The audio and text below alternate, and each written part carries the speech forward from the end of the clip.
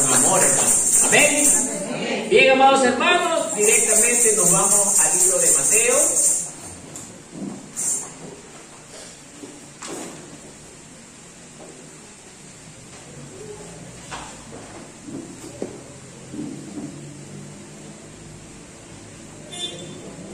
Al libro de Mateo,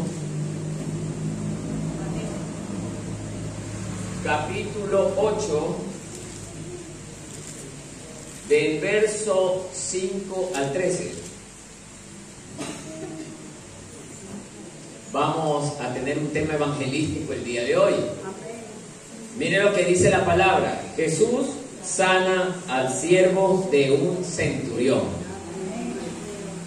Yo leo el primero y ustedes leen el siguiente. Entrando Jesús en Capernaum, vino a él un centurión rogándole y diciendo: Señor, que me enviara los sacos acá de casa, paralítico gravemente atormentado. Y Jesús le dijo: yo iré y le sanaré. Respondió el centurión y dijo: Señor, no soy digno de que entres bajo mi techo. Solamente di la palabra y mi criado sanará. Porque también yo soy hombre bajo autoridad y tengo bajo mis órdenes soldados, y digo a este: ven, y va, y al otro: ven, y viene, y a mi siervo: haz esto, y lo hace. Al oírlo Jesús se maravilló y dijo a los que seguían: de cierto digo que aún en Israel he hallado tanta fe. Y os digo que vendrán muchos del oriente y del occidente y se sentarán con Abraham e Isaac y Jacob en el reino de los cielos. Todos.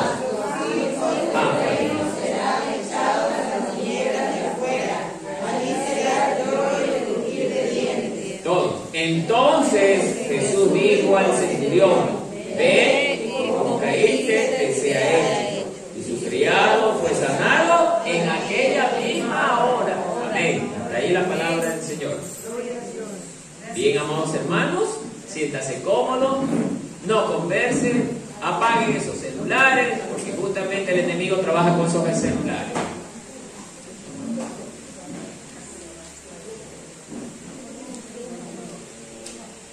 Bien, amados hermanos, hoy vamos a tener un tema evangelístico, justamente una historia de fe. Miren, sobre un acontecimiento que ocurrió en los tiempos que Jesús caminaba entre nosotros. El libro de Mateo justamente está narrando un gran evento que también lo narra Lucas. Pero nos damos cuenta que Mateo también hace enfoque a la ciudad donde verdaderamente Jesús se dirige desde Nazaret. Hablamos del pueblo de Capernaum, un pueblo donde Jesús lo convirtió como en su centro de operaciones. ¿Por qué decimos esto? Porque Jesús pasó a morar allí y de allí planificaba todas sus futuras visitas. ¿Para qué? Para cumplir con lo que Dios le había encomendado de entregar el mensaje a todas las personas que estén dispuestas a escuchar. En la parte histórica vemos que Capernaum, primero es interesante conocer el pueblo del que vamos a hablar. Dice la historia que Capernaum fue un pueblo de pescadores, miren, y hogar de los discípulos Andrés, la pregunta que hizo ayer la hermana Paola justamente, Andrés, Juan, Santiago y Pedro. Dice, todos pescadores, así como el recaudador de impuestos Mateo. La Biblia nos dice que Jesús dejó Nazaret y se fue a vivir a Capernaum, justo lo que yo les mencioné al principio, donde hizo justamente base mientras viajaba a aldeas para predicar durante el periodo de su vida, denominado su ministerio. Aquí en Capernaum vio a los futuros discípulos arrojando sus redes en el mar, o sea, los encontró en sus actividades pesqueras. Entonces, estamos viendo algo interesante, que justamente Mateo nos está narrando, que Jesús, mire, ¿a quién fue a buscar? Fue a buscar a gente con poder político, económico o gente de ciencia. Humildes pescadores. Ella sabe cómo es la característica de un pescador, ¿no? Es una persona con una fachada muy sencilla, humilde. Es más, el olor que a veces piden estas personas es desagradable porque los peces huelen un poco desagradable. Entonces, pero a esa gente se acercó Jesús.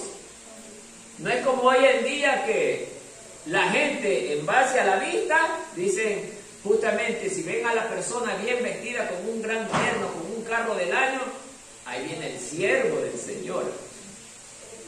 No es así. No es así. Totalmente equivocado. O el profeta, o el apóstol. Entonces, y le tienen un respeto enorme. Vas, tome asiento. Es más, lo vienen acompañando. Pero al pescador, como huele feo, tú entras después, ojéate ya el último. Mire cómo somos, ¿no? Ni entre, porque traes ese mal olor acá. Entonces, hermanos, Capernaum era el hogar de los primeros discípulos de Cristo que tenían como oficio ser pescadores. Y esto nos lleva a entender que estas personas ni siquiera habían estudiado.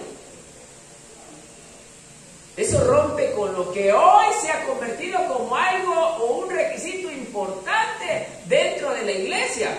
Si no tienes preparación, no has estudiado teología, no puedes ser un verdadero discípulo. Las Escrituras hablan algo así. En ninguna parte. Si nos manda a estudiar las Escrituras, sí, pero no nos llama a ser teólogos, que tampoco estoy en contra de la teología. El problema es que mucha gente ha puesto a la teología como el requisito fundamental para poder entrar al reino de los cielos. Y el requisito para poder entrar al reino de los cielos es, primero, tener a Cristo en nuestro corazón, haber muerto al mundo y vivir en santidad. Esos son los requisitos importantes para entrar al reino de los cielos. No cartón. Entonces, amados hermanos, estamos hablando que Mateo enfoca justamente el pueblo de hombres humildes y sencillos a los cuales Jesús llamó. Pero ese no es el tema. El tema es que Jesús llega a este pueblo, a Capernaum. Y este tema, hermano, yo hoy no lo voy a hablar versículo por versículo, sino que lo he clasificado en varios puntos que hoy sí lo voy a mencionar. Mire, amado hermano, justamente el primer punto dice que de este tema Mateo nos está enseñando que en la vida del centurión hubo una gran necesidad. Hubo una gran necesidad. Como segundo punto nos está diciendo que él vino a Cristo, no esperó que Cristo lo busque a él. Como tercer punto dice que vino a rogarle, una autoridad que ya vamos a ir viendo. Como cuarto punto dice que Jesús respondió y le dijo: yo iré y sanaré a tu siervo. Como siguiente punto, el centurión le dice: solamente quiero que digas la palabra y sé que tu obra se hará. Y como último punto, ve, le dice Jesús, y como creíste, te será hecho. Son esos los puntos que tenemos para el día de hoy. Ahora sí, mi amado hermano, al tema. El primer punto dice que hubo una gran necesidad del centurión. Efectivamente, amado hermano, este hombre, el centurión, ¿quién era primeramente un centurión? De acuerdo a la historia bíblica, un centurión era un tipo de personaje destinado por el gobierno de Roma para dirigir una comisión de 100 soldados romanos, los mejores hombres, con la mejor preparación militar. A esa gente dirigía un centurión. Habla también la historia de que el centurión era un tipo de persona que no sentía respeto ni consideraciones a nadie. Los centuriones eran personas arrogantes, eran también personas crueles, eran personas despiadadas, porque el imperio romano se caracterizaba, era por eso, por ser gente despiadada a la hora de tratar contra sus enemigos. Pero vamos a ver que Jesús en este caso toma a uno de los personajes más terribles justamente como modelo de ejemplo, y ya vamos a ir viendo por qué. Vemos justamente, dice este relato, que el centurión tenía un criado. Efectivamente, la necesidad de este hombre iba ligada no a que él propiamente tenga esa necesidad. Vemos como primer ejemplo en este relato que el centurión tenía un criado, oiga, y lo amaba tanto al criado, que dice la escritura que el criado estaba siendo atormentado lamentablemente por una enfermedad terrible. Y hoy en día, hermano, parece mentira. Un hombre que pertenecía a una característica tan despiadada sentía compasión por su siervo. Y hoy vemos que hay jefes que tienen empleados y a ellos poco les importa si el empleado vive o muere. Por eso, amado hermano, si usted tiene gente que trabaje para usted, oiga, ámelos, porque son su prójimo. Este hombre que venía de un pueblo despiadado desplegó amor hacia su semejante que ni los mismos discípulos de Cristo, oiga, lo sentían. Mire cómo Dios nos va enseñando. Toma de las piedras, porque justamente este tipo de personas son consideradas piedras, para enseñarnos aquí a su pueblo. Que él afuera encontró no solamente fe, encontró amor de alguien hacia su semejante, porque vemos que el centurión hacía suyo el problema que tenía su siervo, sufría juntamente con su siervo. ¿Cuántos aquí sufren por su hermano que está enfermo? Seguro, hermano. Sufrimos por el hermano que está enfermo. Me preocupo por él, porque el centurión nos está demostrando algo totalmente diferente. Alguien que ni siquiera conocía abiertamente a Cristo como lo conocían sus discípulos. Claro que ya había hablado de Jesús. Mire, incluso ya tenía inclinaciones hacia Jesús. No lo dice literalmente las Escrituras, pero he llegado a la conclusión que este hombre pudo haber ido a buscar ayuda al mundo, porque generalmente nosotros cuando tenemos alguna enfermedad, rápido corremos a los hospitales. Ojo, que no digo que sea malo y está bien. Pero lo que le puedo decir, hermano, que en este caso ni los hospitales sirvieron para ayudar al siervo del centurión. El centurión romano también era una persona que tenía dinero, hermano. Y el dinero no fue suficiente para ayudar a resolver el problema de su siervo. ¿Y ahora qué hago? Se rascaba la cabeza. ¿A dónde voy? ¿Quién me puede ayudar con mi problema? Ahí es donde alguien tiene que haber llegado. Está entre nosotros un profeta, porque justamente lo llamaban Jesús también profeta. Un profeta que hace grandes milagros y prodigios. Es el único que puede resolver el problema de tu siervo.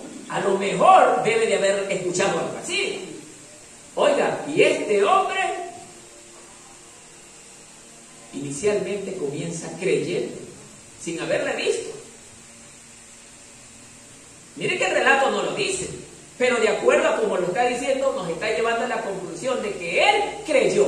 ¿Por qué creyó? Porque lo fue a buscar. Pero quiero aprovechar esto para justamente enfocarlo con la iglesia, hermano.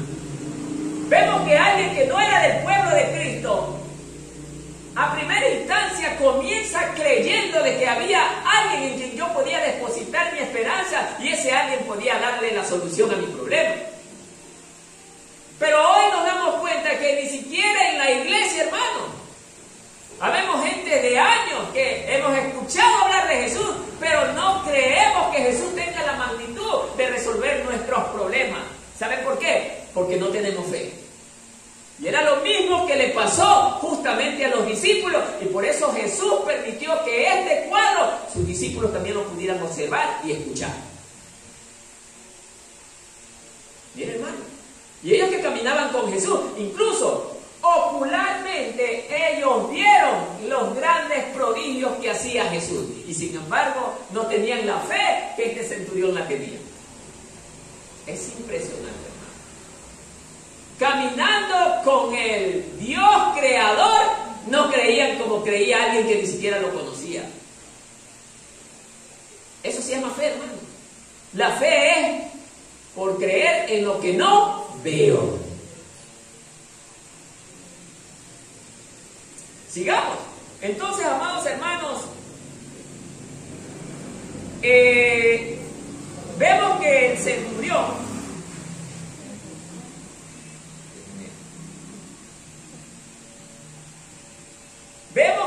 centurión el amor hacia su prójimo le genera una necesidad. O sea, estamos viendo que él hizo como suyo el problema de su siervo. Oiga, un jefe ejemplar. Y es lo que usted y yo debemos de copiar. Si algún día tenemos a alguien trabajando para nosotros, debemos aprender de este centurión. Ayudar a nuestros siervos como a nuestros propios hijos. Mire cómo nos enseña la palabra, hermano. Nos manda a ser Dios generoso, aún con nuestros siervos. Es la cocinera, no importa, ahí se le paga al mes $120 y que de ahí saque para la medicina. Qué increíble. Y así hay gente, hermano. Gente que no siente compasión de la gente que le está sirviendo, hermano. Lo mejor que nosotros como hijos de Dios podemos hacer, toma, Perico, José, como se llama. ¿Cuánto te vale tu receta? Ay, me vale $200 y el sueldo no me alcanza. Toma. Ve y cómprate el medicamento. Eso hace un hijo de Dios. Pero el que no es de Dios y siendo evangélico, ¿qué va a decir? No pienses que te lo estoy regalando, porque te lo voy a ir descontando en partes de tu sueldo. ¿O no hacen así hoy en día muchos jefes? A mí la plata no me la regalan.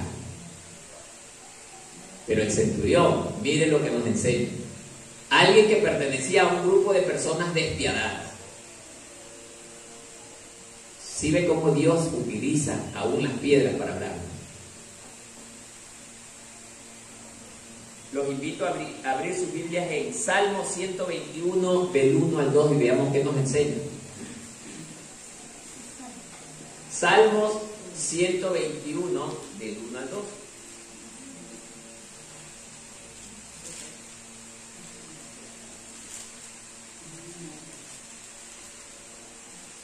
Necesito un buen siervo que dé lectura a esta porción.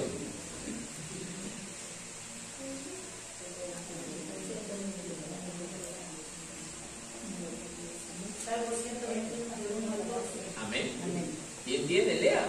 Dice así, la palabra de Dios. Amén, dice así, en el nombre de mi Señor Jesucristo. Dice: alzaré mis ojos a los montes, de donde vendrá mi socorro. Mi socorro viene de Jehová, que hizo los cielos y la tierra. No dará tus pies resbaladero, ni se dormirá el que te guarda. He aquí se adormecerá y dormirá el que guarda a Israel. Amén. Hasta ahí, mi amada hermana. Miren lo que el salmista nos enseña en este Salmo 121. Amados hermanos, empieza diciendo así: a las montañas levanto mis ojos. Esto es una forma de indicar que el hombre alza su mirada ¿a dónde? A los cielos. Allá en los cielos de donde vendrá nuestro socorro. O sea, este centurión, más que los discípulos de Jesús, aprendió a creer en Dios sin haberlo visto.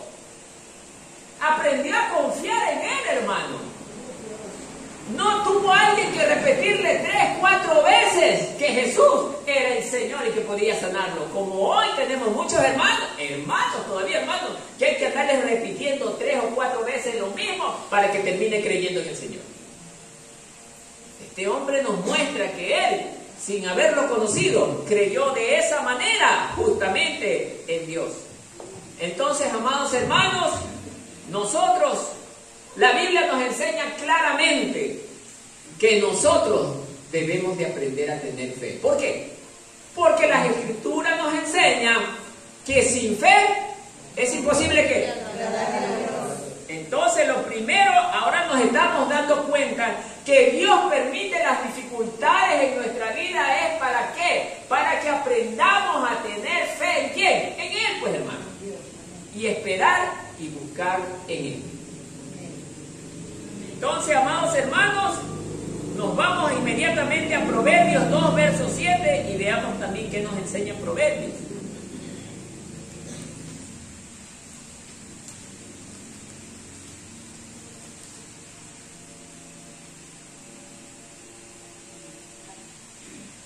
Asimismo, me gustaría que algún hermano le dé lectura a ese versículo que es corto. Verso 7. La palabra de Dios dice: Él provee de sana sabiduría a los rectos, es escudo a los que caminan rectamente. Amén. Ya, amén. Les voy a leer en esta versión porque mire lo que dice en esta versión. Él reserva su ayuda para la gente íntegra. Escuche bien. Él reserva su ayuda para la gente íntegra. Mire. Y protege a los de conducta intachable. Amados hermanos, este centurión no solamente que viene de un pueblo que era despiadado, sino que vemos en este caso cómo Dios transforma la vida de un hombre. Lo peor, lo más vil de la tierra, o lo más vil del mundo, Dios cuando lo llama, hace un verdadero cambio. Y en este hombre estamos viendo cómo Dios lo cambió. Vemos que este hombre, antes de conocer a Cristo, era despiadado, era rebelde, quizás mataba sin pena. Pero ahora con Cristo aprendió a tener compasión, aprendió a tener amor, aprendió a sufrir por su prójimo. Lo que muchas veces a nosotros no nos ocurre. Ay, hermano, hermana, estoy enferma, me duele. Váyase donde el médico y que sea el buen, y pregunte por el doctor fulano de tal, él la va a sanar. ¿Ah? No, hermano, ve uno a su dolor y oiga, yo voy a orar por usted. En este momento voy a mi casa, me encierro en mi habitación y comienzo ahora a clamar por mi hermano. Padre, guarda la vida de mi hermano, ayúdalo o ayúdala para que él o ella no esté en esa condición. Eso es cuando a nosotros nos preocupa, hermano. Mire quién nos está enseñando a aprender a tener amor al prójimo. Un centurión romano. Entonces, amados hermanos, vemos que este centurión no solamente tenía un comportamiento íntegro, Cristo lo cambió y lo hizo una persona íntegra, sino que también fue de conducta intachable. Después de ya conocer a Cristo, se volvió intachable. Y es ahí donde el Señor se agrada de las personas que le aman y comienzan a creer en Él y le piden. Oiga, y el Señor Jesús se detuvo y lo escuchó atentamente. Por eso, esta es una muestra de que Jesús a nosotros nos escucha atentamente. Pregunta al pueblo, ¿será a todos? A los que le buscan, ¿y qué más acabamos de leer? A los íntegros y rectos de corazón. No esos hermanitos peleones, pleiteros, tirapiedras, que de todo se quejan. No. Íntegro. Entonces, amados hermanos, en este punto hemos podido ver que por la necesidad, que el amor que tuvo el centurión hacia su prójimo, ese mismo amor le genera una necesidad. Y esa necesidad le hace conocer justamente a alguien que nunca él esperó conocer. Y ese es a Jesús. Y esto nos lleva inmediatamente a conectarnos con el segundo punto que dice, vino a Cristo un centurión. Ese es el segundo punto. Vino a Cristo, pongámosle el centurión, porque estamos hablando del centurión.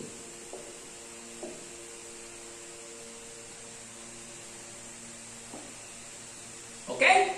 Una vez que tuvo la necesidad, como ya antes puse, que él pudo haber ido a buscar ayuda por muchas partes y no la encontró, a lo mejor él ya se supo derrotado, ya no tuvo nada que hacer, pero alguien le hizo, porque oiga, Dios también pone personas en nuestro camino.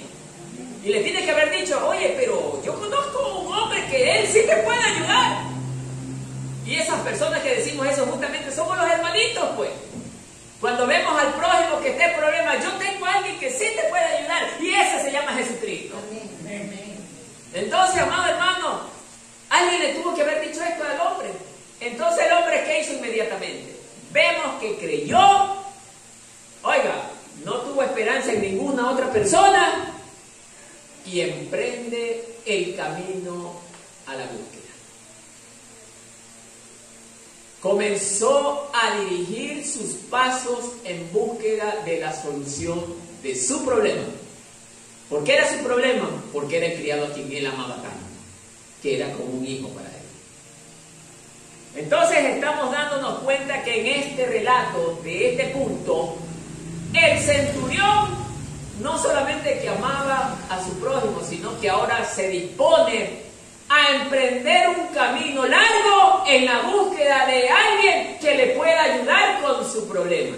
O sea, se hizo problemas por amor a su prójimo. ¿Cuántos aquí nos queremos hacer problemas por nuestro hermano? Nadie quiere contestar.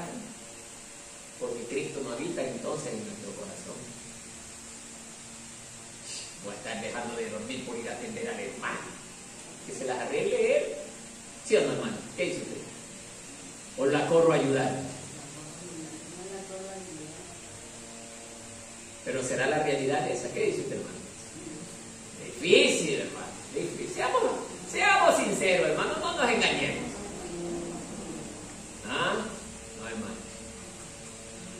O puede ser que yo vaya a ayudar, pero a esta hermanita, a la hermana Rocío la voy a ayudar, bueno, porque me cayó bien la hermanita. Sí, me cayó bien. Pero a la hermana de acá no la ayudo porque la otra vez me dijo esto, ahí dejo que se las arregle como pueda. No, hermano. Un pagano nos está enseñando que nosotros debemos aprender a tener amor a nuestro prójimo y que debemos de aprender a sacrificarnos por él. ¿No es lo que nos enseña Jesús? Ama a quien te hace daño. ¿O no nos enseña eso? Ama a quien te hace daño. Pero ¿qué hacemos nosotros? Ya estamos la otra semana. Ya no lo miro con ese amor que lo miré la semana pasada. Porque ya estoy herido, ya estoy dolido. No se me olvida lo que me hizo. Por eso no lo voy a ayudar, porque tengo ese clavo aquí metido. ¿Y cómo me lo saco? Tengo rabia, tengo coraje. ¿Qué dice, hermano? Como que no nos gusta, solo al hermano creo que le está gustando. ¿Se da cuenta? Isaías 55, versos 6 al 8. Veamos qué nos enseña.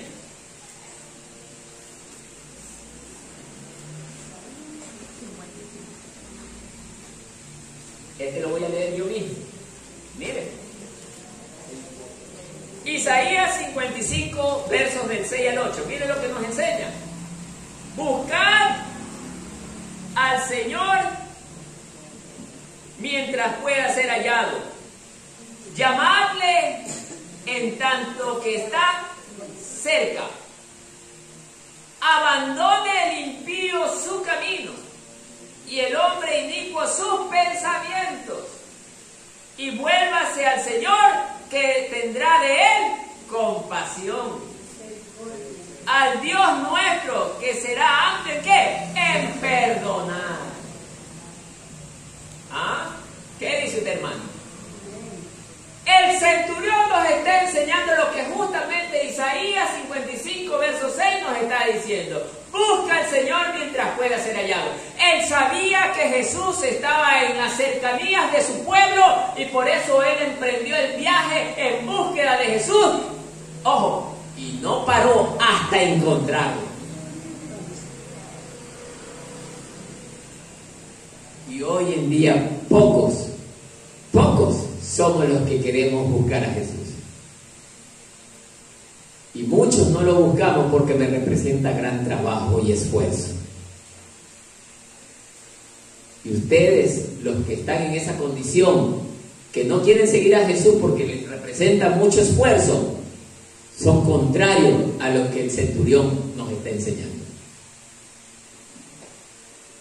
Por eso, amado hermano, ¿cómo Dios es sabio? De las mismas piedras está tomando el ejemplo para enseñarnos. Oigan, si ellos que no son mi pueblo, miren cómo ellos tienen compasión. Y ustedes que dicen ser mis hijos no tienen compasión de su hermano. ¿Ah? Sigamos. Jeremías capítulo 29, verso 13.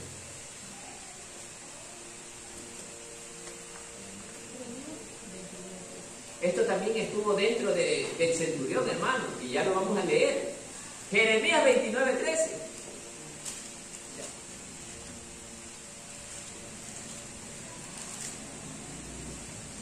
Por eso yo hacía la mención que yo sé que mis hermanos están cansados, pero cuando a mí Dios me importa, aún el cansancio en mi cuerpo me hace estar aquí. Mira lo que dice esta porción. Me buscarán y me encontrarán cuando me busquen ¿de qué? De todo corazón. O sea, ¿saben lo que nos está enseñando esto?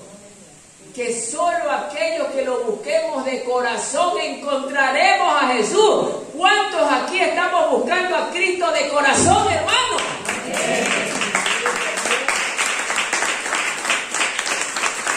Si usted y yo estamos buscando a Cristo de corazón, nuestras vidas no tendrán problemas, hermanos, porque Cristo lo encontraremos y Él nos ayudará a resolver nuestros problemas, pero es porque lo buscamos de corazón. Hermano querido, meditemos en esto. Nosotros debemos aprender lo que nos está enseñando la palabra, hermano. Que este hombre, oiga, buscó de corazón. Y el que busca, encuentra. ¿O no dice así el dicho? Así dice el dicho. No es la Biblia, pero dice el dicho. Al que busca, encuentra. Así es, hermano. Busca a Cristo y lo encontrará. Y cuando lo encuentre, Él mismo nos ha prometido que Él nos hará descansar de todos nuestros problemas. ¿Amén? Amén. Bien.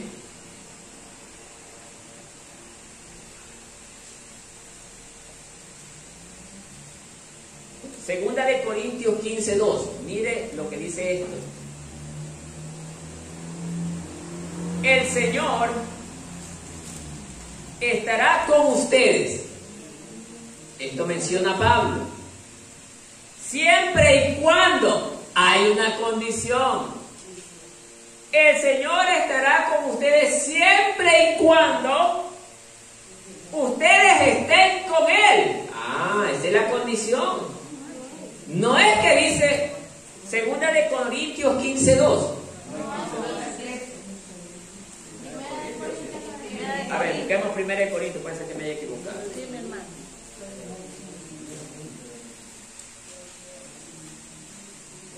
Anoté mal. ¿Sí, no? Sí. Ya.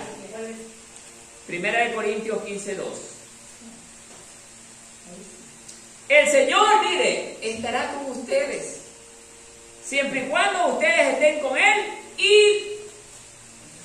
con Él, si lo buscan, Él dejará que ustedes lo hallen. O sea, ¿qué quiere decirnos esto? Que los que le amamos de verdad, le obedecemos en todo y nosotros emprendemos la búsqueda hacia nuestro Señor, Él mismo, aquí estoy, encuéntrame. Yo estoy dispuesto a escucharte, yo estoy dispuesto a ayudarte, yo estoy dispuesto a levantarte. ¿Qué necesitas, mijo? Eso te dice el Señor. Pero al que le busca haciendo el mal a su hermano, Dios no se le presenta. Cuando digo no se le presenta, no hablo físicamente, sino espiritualmente. Dios no busca que el impío lo encuentre a él, porque él se desagrada del pecado. Pero si nosotros andamos íntegros, como leímos el versículo anterior, íntegro y limpiamente de corazón, mi hijo, aquí estoy, ya no busques más, yo soy tu socorro, yo soy tu Señor, tu Salvador, tu sustentador, y Él mismo resuelve nuestros problemas. ¿Cuántos lo creen? Amén. Denle un aplauso al Señor.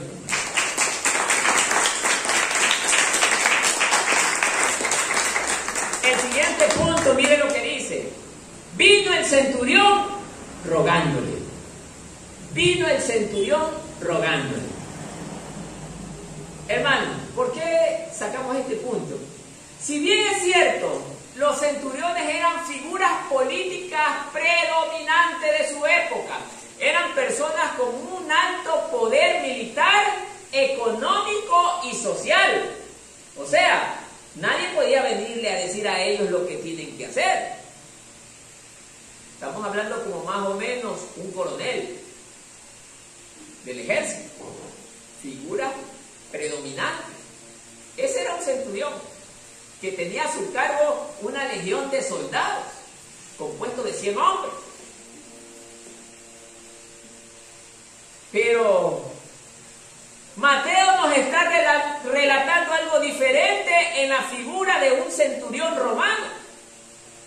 Que este hombre viene, Señor, por favor, escuche, humilde, humillado ante un judío. ¿Por qué les digo ante un judío? Porque los centuriones romanos o la misma Roma tenía control de dominio sobre los judíos y los maltrataban y los explotaban.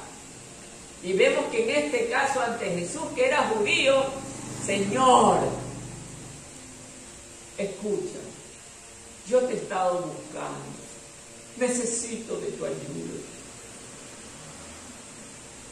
Muchos se habrán querido volver locos al ver esto, pero ¿cómo? Un centurión romano ante un judío. Y eso tenían que haberlo dicho los del Sanedrín, que eran los que más odiaban a Jesús. ¿Cómo pues? ¿Cómo puede ser posible que una autoridad como el centurión se humille ante este hombre? Solo Dios hace cosas que a los hombres sabios los vuelve locos. Solo Dios. Por eso el Señor dice en su palabra que Él tomó de lo más vil y menospreciado del mundo para confundir a los sabios. A los sabios. A ellos que decían, yo conozco tanto. Esos son los que más locos se vuelven, porque no comprenden muchas cosas. Jesús le enseñó a Nicodemo, si de las cosas terrenales puedes entender, ¿cómo vas a entender las espirituales? Te vas a volver loco. Así es. Entonces, amados hermanos, vemos que este hombre enseña a la iglesia, hermanitos de las iglesias, así nos está diciendo. Ustedes en cuenta cómo se hace que el brazo de Dios se mueva en favor nuestro. Humíllense ante el Señor, su Creador. Pidan con humildad, con sencillez de corazón, con amor y creyendo. Amén. Y recibirán. ¿Quién nos enseña esto? Un centurión romano. Una figura que era despreciable y que el Señor, con su infinito poder, lo pudo cambiar. Y esto solamente lo logra con su palabra. Miren, cuando nosotros escuchamos y estudiamos la palabra y la guardamos, sí podemos sufrir grandes cambios en beneficio de nuestra vida, hermano. Ahora sí lo creen, hermano. Porque la palabra tiene poder.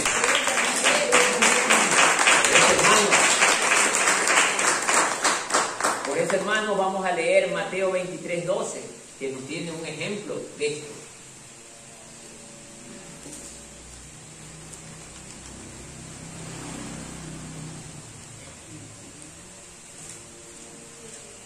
aquellos que nos creemos los todo.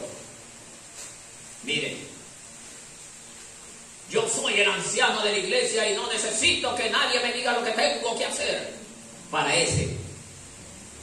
Y cualquiera que se ensalce será humillado. Y cualquiera que se humille será ensalzado. O sea, Dios aborrece al orgulloso. Y Dios ama al que se humilla. Y Dios le da justamente oído al que se humilla. Los oídos del Señor están atentos a ti, hombre o mujer, quien quiera que tú seas, que estás con un corazón contrito y humillado, que no piensas en las riquezas, que no piensas en los bienes materiales y que solamente piensas en el amor hacia tu Dios. A ese Dios le da oído. No dice al evangélico, como hoy nos han hecho creer. No, al que le ama y le obedece. Salmos 34:15. ¿Por qué pasa esto? Ya vamos a leer en este salmo. Es por esta razón que dice Salmos 34:15.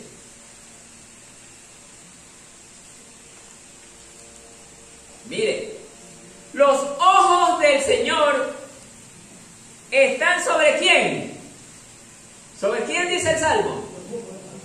Sobre los justos. ¿Y quién es para usted un justo? Es alguien que ha sido redimido por la sangre de Cristo y justificado justamente de todos sus pecados ante Dios.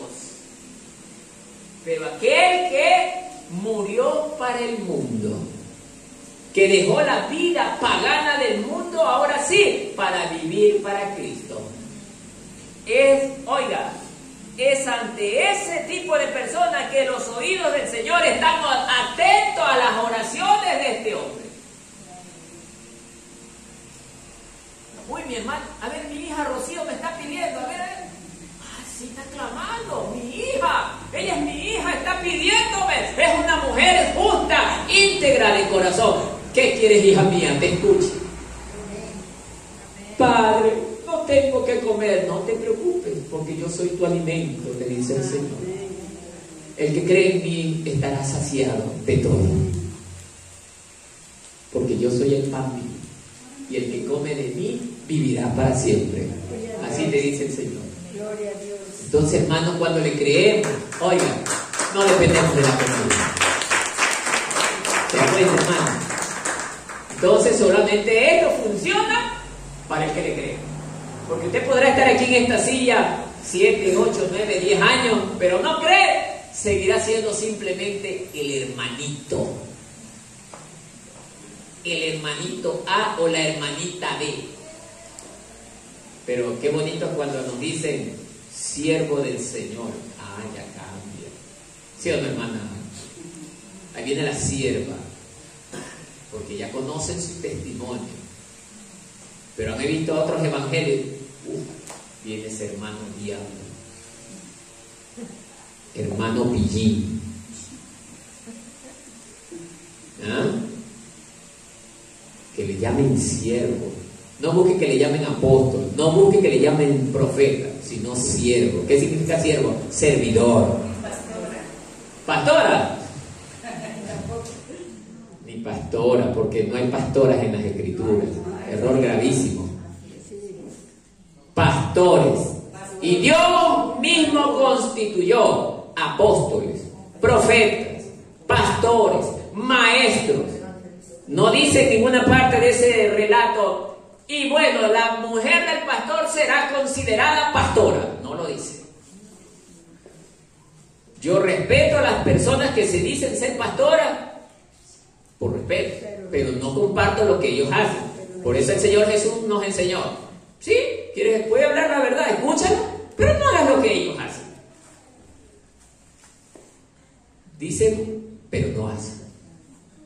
Y en la Escritura no habla de esto. Amén.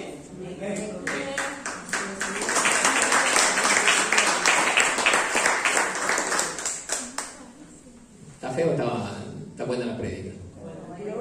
¿Ya queremos ir a la casa? si estamos cansados? ¿Nos quedamos? 2 de la tarde nos vamos, hermano. ¿Le parece? Ya, 2 de la tarde nos vamos, hermano. Están queriendo palabras del Señor. ¿Qué dice, hermano? Nos quedamos hasta las 2 de la tarde. ¿Se va a dormir? Ah, ya. Sigamos. Juan 15:7, otro verso precioso. Otro verso precioso. Dele lectura, hermano, pero quiero que alguien lo lea bien. Vamos, con ese amor, vamos. Juan 15, verso 7. Amén. A ver, mi querida hermana, léale. ¿Algún hermano que me ayude con este ventilador? Por eso que estoy que sudo.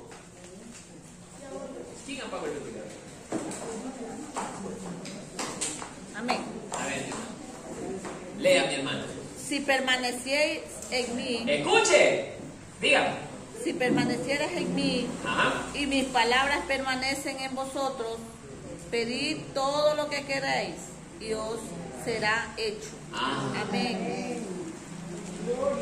Si permanecieres en mí y mis palabras, qué precioso, y mis palabras permanecen en ustedes, pídanme lo que quieran y se les concederá. Amados hermanos, cuando un hijo, oye, y esto ocurre hasta en la vida de nosotros como padres terrenales. ¿Qué dice usted, hermano, cuando su hijo viene? Papi, regálame $5. Pero usted ya sabe que ese hijo que le está pidiendo $5, mi hijo me obedece, guarda las instrucciones que yo le doy. Él no se reniega de nada. Usted sabe que esos $5 con gusto toman. A la final le pone $1 más. No, ni es mucho dinero le estamos dando, hermano. $1 más. Pero si mi hijo me falta el respeto, no guarda las enseñanzas que yo le doy, se reniega de todo, ¿qué dice usted? ¿Le sigue dando el dinero o no le da? No, pues hermano, ¿cómo vamos a premiar al malcriado, al desobediente? Y díganos, Dios, ¿por qué tiene que escucharnos a nosotros que somos malcriados y desobedientes? ¿Ah? Dios está en la obligación de que, voy a orar porque la Biblia dice que tengo que orar y Dios me dará. No, dice así. Vuelvo a leer. Si permanecieres en mí y mis palabras, ¿cuál es la palabra del Señor? Obedéceme. Cumple mis mandamientos. Guarda mis palabras en las tablas de tu corazón. Cree en mí.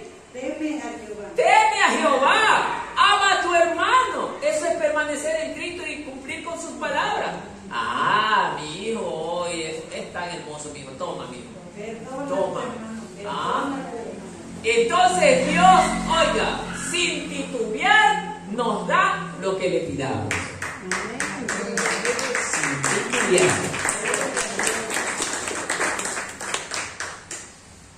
Siguiente punto. Jesús, mire, luego de escuchar o ver a este hombre cómo procedió delante de él, hermano, y esto es lo que mueve el brazo y el corazón de Dios, justamente, el humillarnos. Porque mire lo que dice el siguiente punto. Jesús respondió, yo iré y le sanaré. Ahora sí, el Señor, movido por la humillación de este hombre, ahora sí, su brazo se mueve en favor de él. Vamos a analizar esto. Mire lo que dice el texto. Aquí logramos ver que Jesús fue movido a misericordia al ver un acto de fe tan grande que ni siquiera en sus discípulos había. Y no solo eso, sino también su amor al prójimo, que es un don que Dios da a quien lo busca y le sigue sin importar la forma. ¿Se dan cuenta? Entonces, amados hermanos, Jesús, que es el mismo Dios, al ver la actitud de este hombre que viene ante él, buscándolo incansablemente, creyendo en él, porque también tuvo fe, y encima se humilló pidiéndole por su necesidad. Al ver tamañas cosas, Jesús, no te preocupes, yo voy a ir. inmediatamente hubo en Jesús una predisposición para ir en búsqueda del siervo que necesitaba la ayuda. Jesús estaba dispuesto. Oiga, y no es que él no sabía lo que iba a decir el centurión, ya lo sabía, pero quería que la audiencia que estaba cerca a él escuche todo. Y por eso Jesús le dice, yo iré. Y mire lo precioso de esto, antes de llegar ahí. Jeremías 33, verso 3.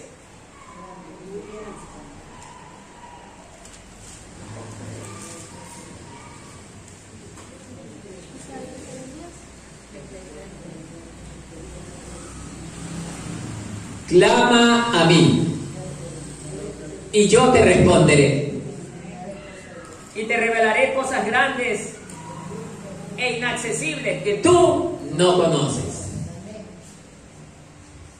Este hombre clamó mucho ante Dios, ante el Señor. Y el Señor Jesús ahora sí estaba dispuesto a mostrarle las cosas grandes que iba a hacer con su siervo. Salmos 86, verso 7.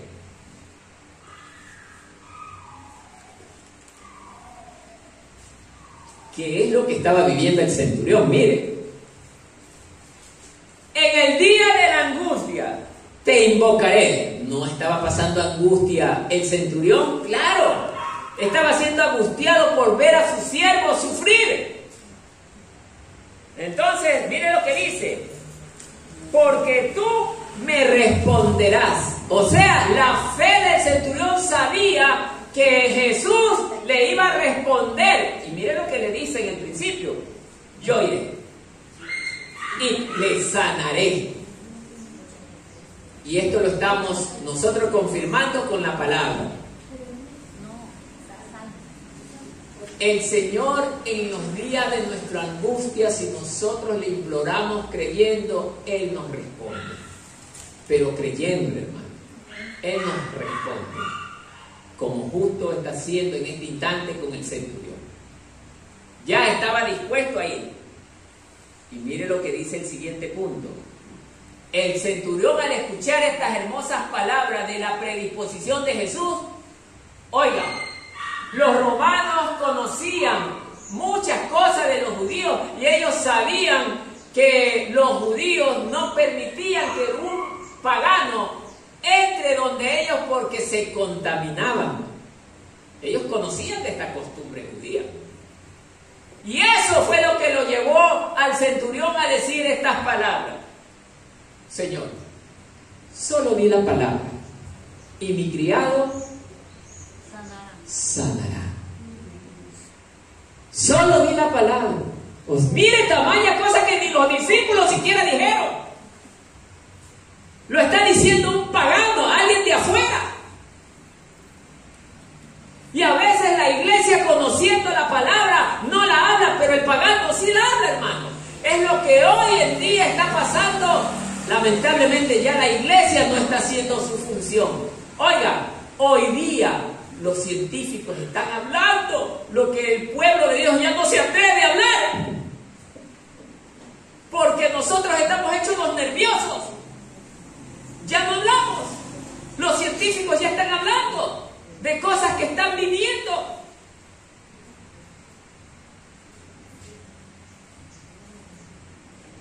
Y esto es lo que está pasando con este hombre. Este hombre está diciendo algo que ni el mismo discípulo de Cristo lo decía. Creía tanto en Dios que le dice: no, Señor, no vayas a mi casa. Solamente basta que digas la palabra y mi siervo sanará. Oiga, qué tamaña fe. ¿Qué hombre de los discípulos de Jesús habrá mencionado tales palabras, hermano? Ninguno. Esta es una lección que Dios nos está dando a través de su palabra, hermano. Ustedes que son mi iglesia no dicen estas cosas. Ustedes están aquí todos los días, bla, bla, bla, come palabras. Están llenándose la barriga, pero nada. Sí, hermano. Anoche me tocó revisar en el grupo de los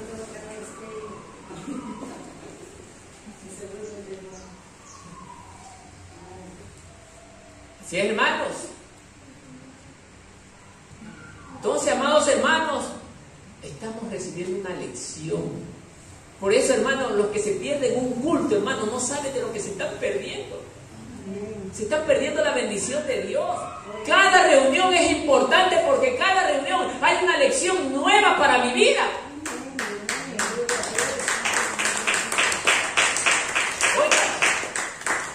Oye, muchos prefieren ir a clavar un clavo antes de venir a la iglesia. Muchos prefieren ir a cocinar antes de venir a la iglesia. Muchos prefieren ir a viajar antes de ir a la iglesia. Cuando la palabra, dice el Señor, que por la palabra fueron hechas todas las cosas. El cielo y la tierra podrán pasar, pero mis palabras nunca pasarán, dice el Señor, porque son vida para vida eterna. Hermano querido, nosotros debemos aprender a meditar en la palabra. Amén. Por eso esta no es una historia sencilla. Esta es una historia con abundante riqueza de conocimiento para el que le ama al Señor.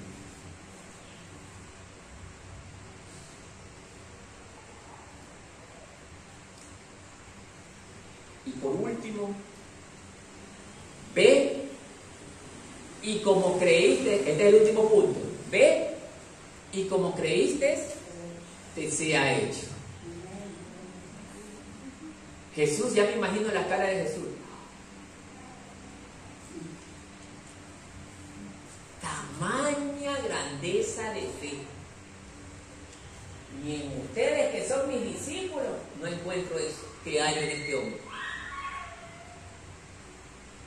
Y tiene que haberlo mirado el Señor con un amor y un aprecio enorme. Ándale. No te preocupes, ándale. Tu siervo está sanado por tu fe. Ve tranquilo, que lo que has pedido se ha hecho, porque creíste. O sea, el Señor nos está demostrando que al que tiene fe, a Él le agrada. Por eso es que cuando nosotros oramos, por eso es que cuando nosotros buscamos, no hay nada, porque no hay fe. Yo puedo tener fe, pero si usted no la tiene, o usted puede tener fe, si yo que estoy orando no tengo fe. ¿Se da cuenta, hermano? Muchos en esta, yo sé, yo los entiendo, hermano. Estamos cansados. Estamos cansados. Pero dice la palabra que Jesús es nuestro descanso y es nuestro refrigerio. Pero eso sucede cuando le creemos, ¿verdad? Pero el que no le cree, es solo palabra. Yo ya quiero llegar a mi casa y ponerme a dormir. Y encima de que llega a su casa, yo estoy seguro, hermano, muchos de aquí no van a dormir. Van a estar en sus quehaceres personales.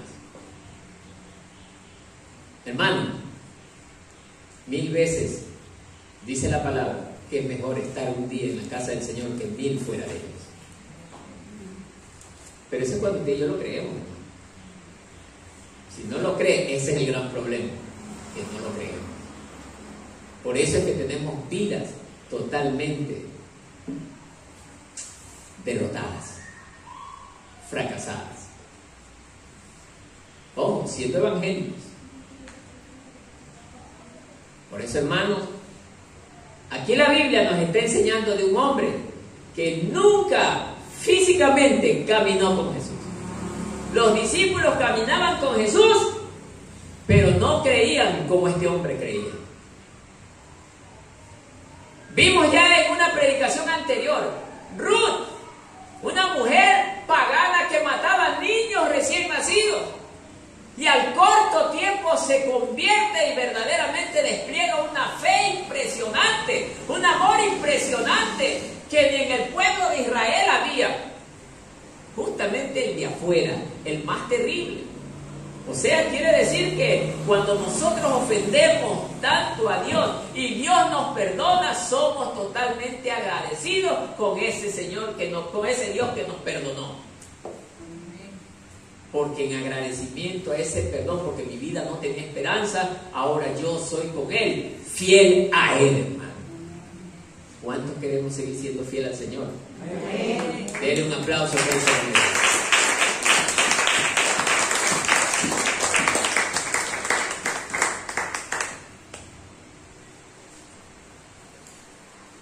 Y por último, aprender, dentro del mismo punto, aprender a depender del Señor tiene que ver con la fe que se convierta en un estilo de vida. O sea, hermano, nosotros ya de aquí tenemos que salir siendo personas de fe. No es como el mundo cree que la persona de fe es porque es evangélico. No, la persona de fe es aquella persona que vive caminando, esperando en su Dios, en todo tiempo. Y dice, en todo momento, sin importar la situación que estemos pasando, Dios siempre estará allí para la persona que le cree, para una salida victoriosa. Una fe inquebrantable tiene grandes beneficios que por ley nos corresponde disfrutar. Es un privilegio de nuestro Padre Celestial que nos otorgó. Mire, anote esto. Esto es lo que nos otorgó el Señor por la fe. Primero, ser salvos. Segundo, ser redimidos. Tercero, ser justificados. Cuarto, gozar de su presencia. Quinto, mantenernos firmes a los que le amamos de verdad. Mantenernos firmes. Sexto, vivir de manera sobrenatural, que solo Él lo puede hacer, o sea, en espíritu. Y aprendiendo a hacer obras de fe. ¿Cuáles son las obras de fe? Perdonar a quien me lastima, ayudar al desprotegido, alimentar al desamparado. Esas son obras de fe. Porque dice la palabra que es verdad, algunos se agarran de aquí. Ah, es que la salvación es por gracia y por eso yo no hago obras porque la salvación es por gracia. Mentira del diablo. Sí dice la Biblia que la salvación es por gracia, pero como a ellos les encanta cambiar las escrituras, dicen, es que yo soy salvo por la gracia del Señor y la gracia es recibir un regalo inmerecido. Ah, sí, claro, cómo no, es verdad. Pero como tú eres vivísimo, estás buscando no hacer nada, como todo un ocioso, te agarras de allí y no le sirves al Señor. Dice que la fe sin obras es ¿qué? Es viva. O sea, de nada sirve que tengas fe si en ti no hay obras. Si tú no trabajas en la obra del Señor, de nada sirve. Eres un evangélico más, eres un religioso más. Trabaja y vive para el Señor. Amén, hermanos. Amén. Que la paz del Señor sea con todos.